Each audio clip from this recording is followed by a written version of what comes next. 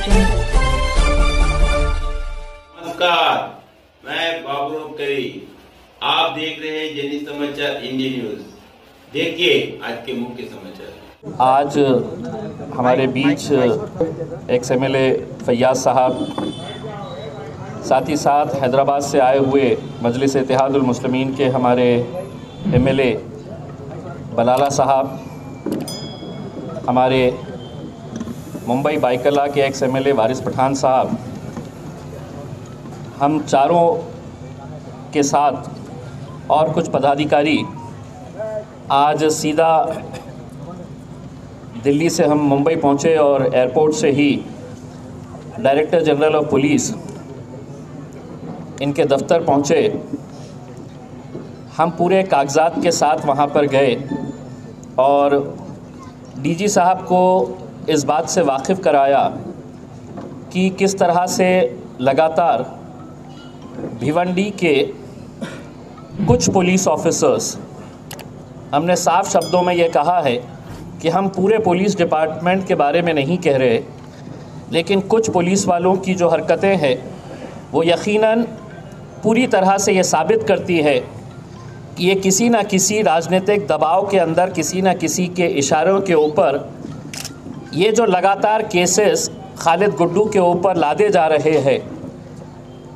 अब उसके लिए किसी एक्सपर्ट की ज़रूरत नहीं है, एक आम आदमी भी समझ सकता है कि एक केस के अंदर बेल होती है, दूसरे केस में बेल होती है, जैसे ही उनका बाहर आने की बात होती है तो एक नया केस उनके ऊपर चढ़ाया जाता है।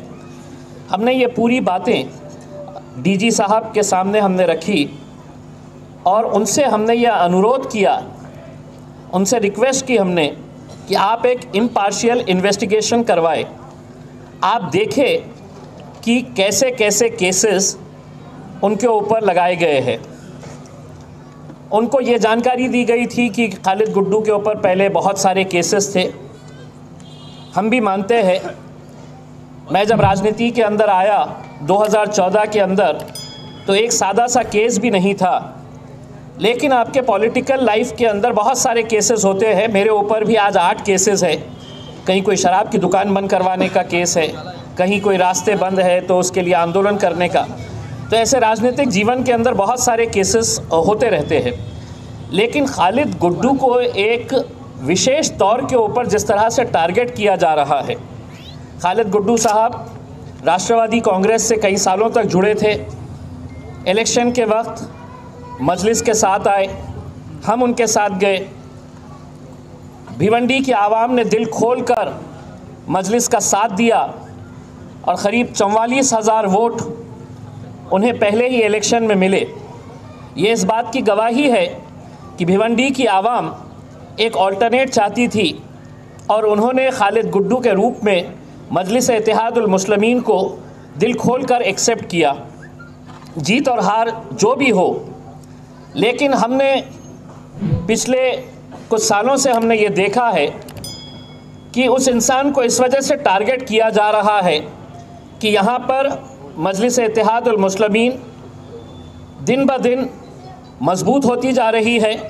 वो एस्टेब्लिश राजनीतिक पार्टियाँ जो ये समझती आई है कि ये जो जितने भी लोग हैं इनका वोट हमारी जागीर है, तो कहीं ना कहीं इनको ख़तरा सताने लगा तो सबसे मजबूत खिलाड़ी कौन है तो उसी को कमज़ोर कर दो, और उसी के इरादे से ये इनके ऊपर लगातार केसेस किए जा रहे हैं। एक आखिरी का जो केस किया गया है, वो केस अगर हम देखें तो मेरे हिसाब से राजनीति के अंदर ये एक ऐसा हथियार है जिसका कभी भी कहीं पर भी जो भी सत्ता में बैठी सरकार है वो इसका इस्तेमाल कर सकती है। ये केस इन्वेस्टिगेशन का है। हम जिन्होंने कंप्लेन फाइल किए हैं उस महिला के बारे में हम ज़्यादा नहीं बताएंगे, लेकिन 2 साल के बाद अगर कोई एक ऐसा केस करते हैं, हमने जितने फ़ोटोग्राफ्स थे उस महिला के जिसने कंप्लेन रजिस्टर करी थी, पुलिस डिपार्टमेंट के अधिकारियों के साथ जितने फ़ोटोज़ थे उनके बर्थडे के, उनको गुलदस्ता देते हुए, उनको फूल देते हुए, ये सब हमने डीजी साहब की आंखों में लाए हैं, उनको हमने सबमिट किए हैं और हमने उनको ये बताया है कि अगर इसी तरह से अगर सत्ता में बैठी सरकारें अगर विपक्ष के नेताओं को इसी तरह से झांसे में डालकर फंसाने की कोशिश करेगी, सत्ता का दुरुपयोग करेगी, तो हो सकता है कि कल हम में से कोई भी राजनीति के अंदर खड़े ही नहीं रह सकेगा। 2 साल 3 साल के बाद कोई आएगा और कहेगा कि नहीं, इम्तियाज़ जलील ने ऐसा किया है, वारिस पठान ने ऐसा किया है, फैयाज साहब ने ऐसा किया है। कहीं ना कहीं इन्वेस्टिगेशन होना चाहिए, कानून है, और हम उस कानून के बारे में लोकसभा के अंदर भी अभी आवाज़ उठाएंगे कि महिलाओं के ताल्लुक़ से यकीनन कानून सख्त होना चाहिए। लेकिन इसका मतलब ये नहीं है कि कोई महिला पुलिस स्टेशन में जाती है और फ़ौरन इनको अरेस्ट कर लिया जाता है। कुछ ना कुछ तो इन्वेस्टिगेशन करने की जिम्मेदारी पुलिस वालों की होनी चाहिए या नहीं होनी चाहिए। यह यहाँ पर अंधा कानून चल रहा है कि आएंगे, कोई रजिस्टर कर देगा केस और पुलिस वाले उठाकर लेकर जाएंगे।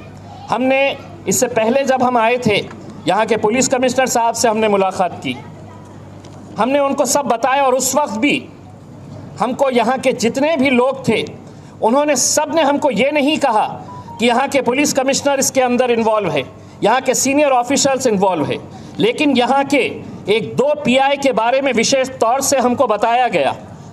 एक राउत, क्या नाम है, एक शीतल राउत नाम के पीआई अब वर्दी पहन लिए है, तो इसका मतलब ये नहीं है कि मैं अब इस इलाके का राजा हूँ और मैं कुछ भी कर सकता हूँ। क्राइम ब्रांच में थे तो जितने केसेस खालिद गुड्डू के ऊपर हुए हमने पूरा ब्यौरा निकाला, तो क्राइम ब्रांच के अंदर जब थे तो पूरे केसेस क्राइम ब्रांच के ज़रिए ये साहब करवाते थे। फिर ये साहब का ट्रांसफ़र हो गया है, आज 6-6.5 साल से यहीं पर है। आज किस पुलिस स्टेशन के अंदर है?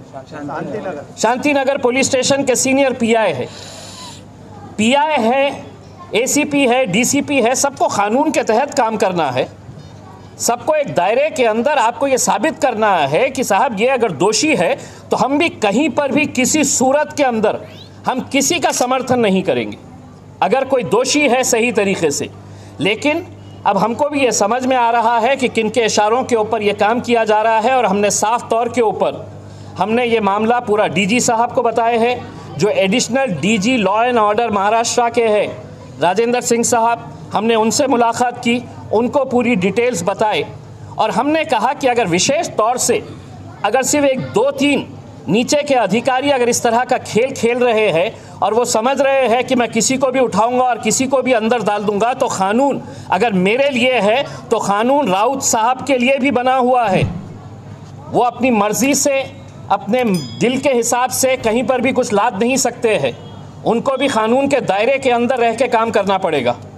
जिस तरह से हम ये बोल रहे हैं कि अगर कोई मजलिस इत्तेहादुल मुस्लिमीन का कोई भी छोटे से छोटा कार्यकर्ता हो या बड़े से बड़ा नेता हो, अगर कोई गलत काम के अंदर मुलविस रहेगा, पार्टी कतई उसके साथ खड़े नहीं रहेगी। ये हम साफ तौर के ऊपर बताना चाहते हैं।